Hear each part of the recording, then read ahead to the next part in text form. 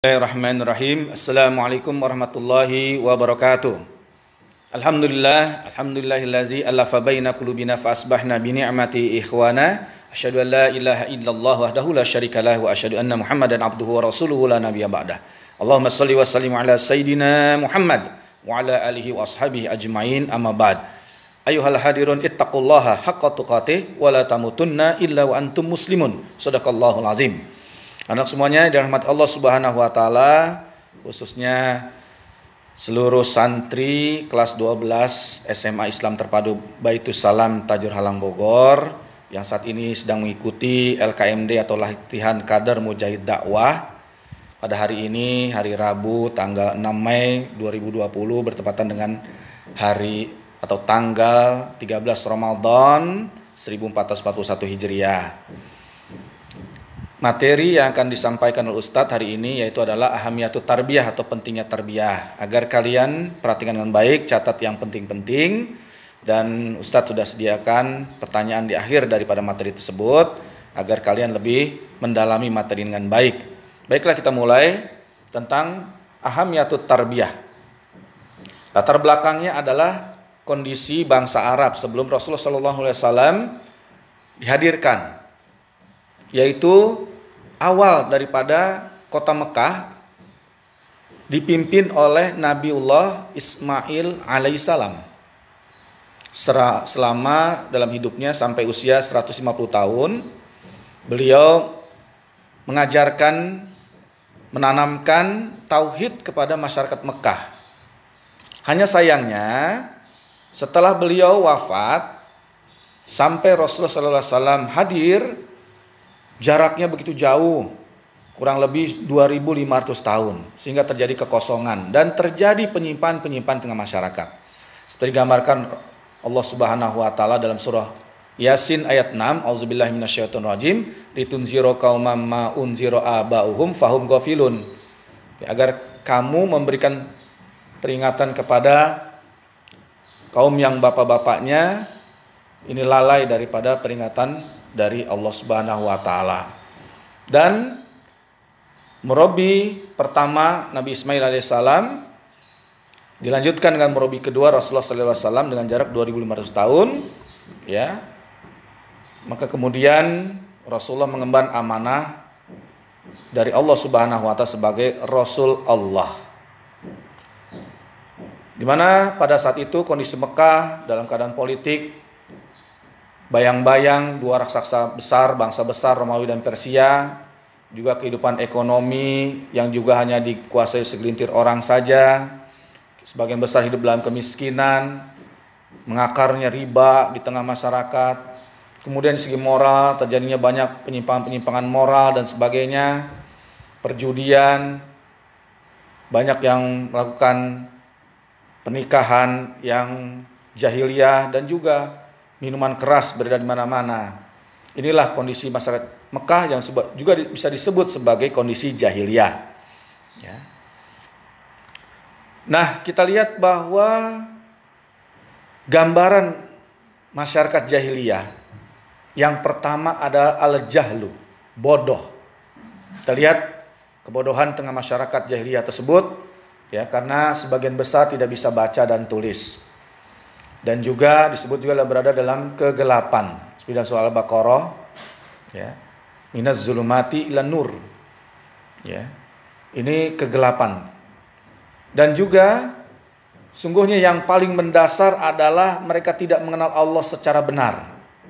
Sebab tidak pernah menerima kitab dari Allah, apalagi membacanya. Ya. Apa yang dilakukan oleh masyarakat jahiliyah ini yaitu dengan membuat berbagai berhala dan menyembahnya, dengan alasan sebagai untuk mendekatkan diri sedekat-dekatnya dengan Allah. Ini alasannya. Dan lain-lainnya yang merupakan penyimpangan khususnya dalam hal tauhid. Kemudian yang kedua, ciri masyarakat jahiliyah berikutnya adalah hina, azillah. Azillah, hina. Seperti sudah disebutkan, digambarkan di atas, moralitas mereka sangat rendah. Ya.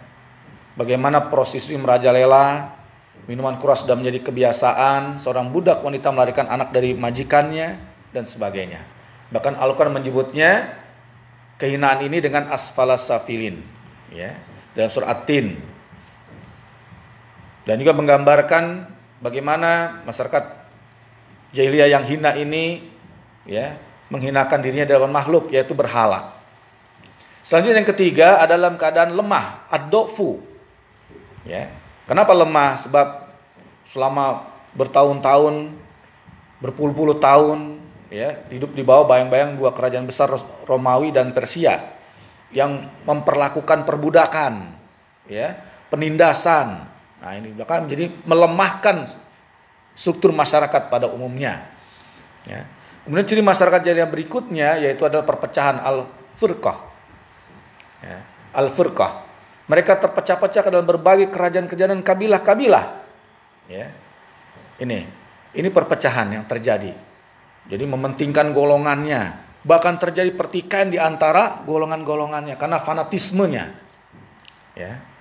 Jadi keempat ciri tersebut sungguhnya bukan hanya pada zaman masa jahiliyah zaman sebelum Rasulullah, tapi sekarang juga, ya, kehidupan jahiliyah itu masih ada. Gitu, bahkan lebih boleh jadi mungkin lebih beragam lagi dan ya mungkin lebih meningkat lagi, ya, kejahilan tersebut, ya. Dan singkatnya bahwa kesimpulannya kalau suatu umat jauh dari Islam maka nasibnya akan sama saja nih, yaitu yang pertama dalam kebodohan, yang kedua kehinaan, yang ketiga dalam kelemahan dan dalam perpecahan, dan semua itu disebut dengan dhalalun mubin, kesesatan yang nyata. Sekarang bagaimana mengentaskan atau menyelesaikan masalah ini? Ya, dalam hal ini Rasulullah sebenarnya sudah berusaha mencari cara dengan melakukan perenungan-perenungan. Ya, sering ke Gua Hira untuk mencari petunjuk dari Allah Subhanahu Wa Taala. Maka kemudian Allah Subhanahu Wa Taala mengutus Muhammad sebagai Rasul Allah. Ya. Lalu apa yang dilakukan oleh Rasulullah SAW setelah diangkat menjadi Rasul dari Allah ini? Jawabannya itu dalam surah Al-Jumu'ah ayat 2. Surah Al-Jumu'ah ayat 2. Yang sebenarnya bukan jawaban dari doa Nabi Ibrahim alaihissalam. Kita lihat dalam surah Al-Baqarah 129. Ya, doa Nabi Ibrahim alaihissalam dijawab dalam surah Al-Jumu'ah, ya, ayat 2. Ya. Kita lihat ayat tersebut. A'udzubillahi minasyaitonirrajim. Huwallazi ba'atsa fil ummiyyin rasulan minhum yatslu 'alaihim ayatihi wa yuzakkihim wa yu'allimuhumul kitaba wal hikmah wa in kanu min qablu lafi dhalalim mubin. Dialah yang mengutus pada kaum yang buta huruf seorang rasul di antara mereka yang membacakan ayat-ayatnya kepada mereka, mensucikan mereka dan mengajarkan mereka kitab dan hikmah atau as-sunnah. Dan sungguhnya mereka sebelumnya benar-benar dalam kesesatan yang nyata.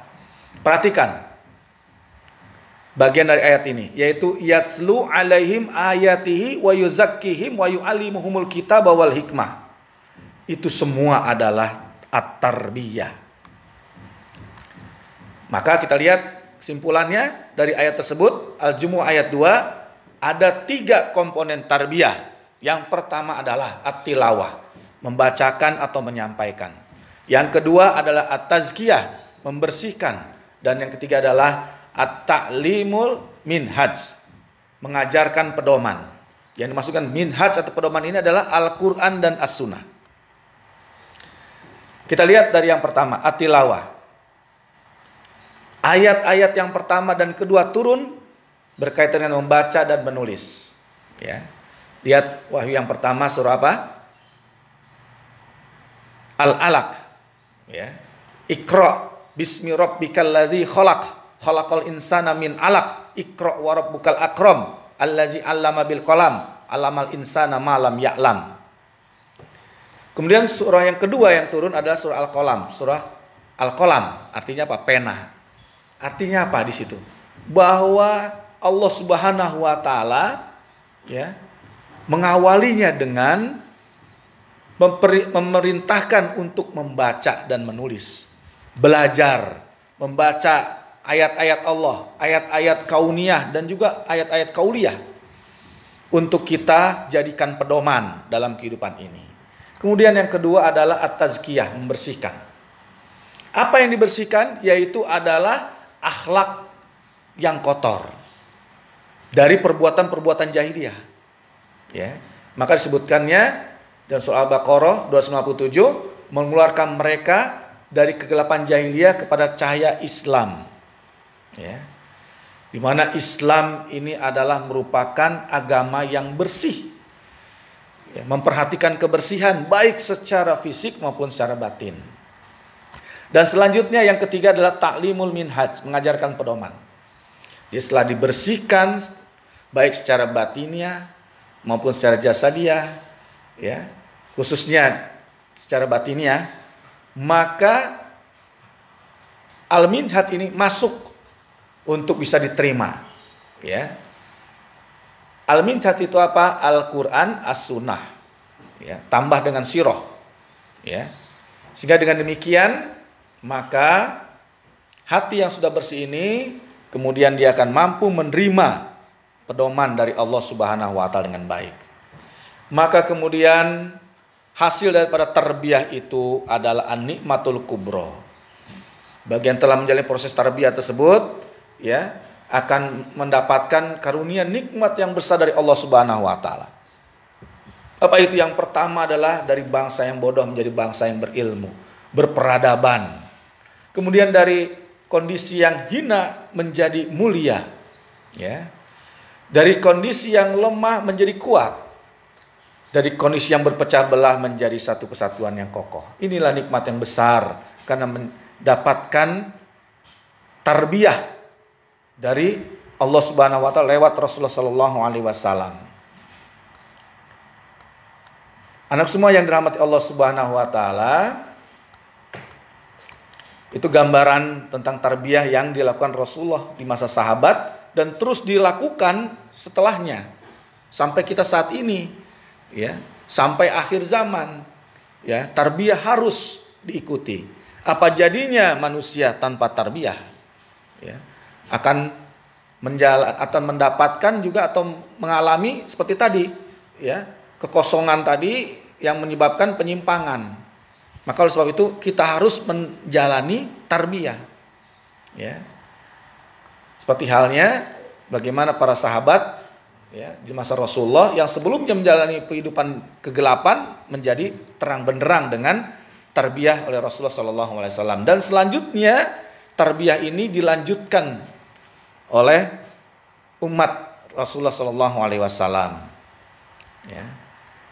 Dan selanjutnya seperti halnya apa yang terjadi zaman Rasulullah, para sahabatnya, ya, Allah bahkan memberikan suatu ungkapan, ya, suatu sebutan, yaitu khairu ummah kepada para sahabat Rasulullah sallallahu alaihi wasallam, dan sungguhnya juga kepada umat Rasulullah sallallahu alaihi wasallam, ya, yang berhasil mengikuti tarbiyah ini, yang mendapatkan nikmat yang besar tadi, ya. Dalam surah Al-Imran ayat 110, Allah Subhanahu wa taala berfirman, kuntum khaira ummatin ukhrijat linnas ta'muruna bil ma'ruf wa tanhauna 'anil munkar wa tu'minuna billah. Ada 3 hal. Yaitu dengan tarbiyah insya Allah akan muncul generasi yang terbaik, khairu ummah. Apa itu generasi yang terbaik? Yang pertama adalah generasi yang dimunculkan untuk memberi manfaat bagi manusia. Ukhrijat linnas. Kemudian yang kedua, generasi yang beramal ma'ruf nahi munkar, ta'muruna bil ma'rufi wa tanhauna 'anil munkar. Kemudian yang ketiga, generasi yang beriman kepada Allah, tu'minuna billah. Inilah hasil dari tarbiyah. Dan terakhir, sebagai penutup, Ustadz ingin menyampaikan pesan kepada kalian, anak semuanya, santri kelas 12 SMA Islam Terpadu Baitus Salam Tajur Alam Bogor yang mengikuti LKMD pada saat ini, ya. Selepas dari Baitus Salam, tetaplah kalian berada dalam tarbiyah.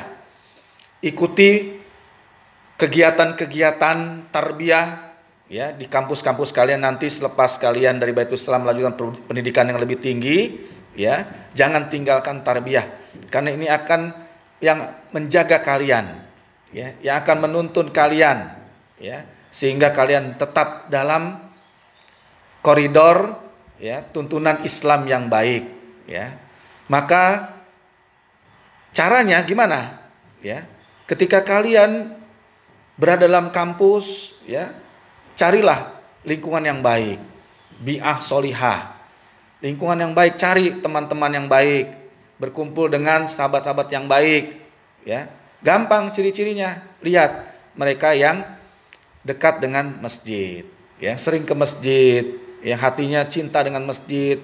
Nah, itu insya Allah teman-teman yang baik itu, ya. Dari lingkungan tersebut, insya Allah aktivitasnya pun akan baik, ya, yang terkait dengan aktivitas Islami yang baik. Insya Allah ini merupakan upaya agar kalian, ya, tetap berada dalam jalur tarbiyah ini, ya.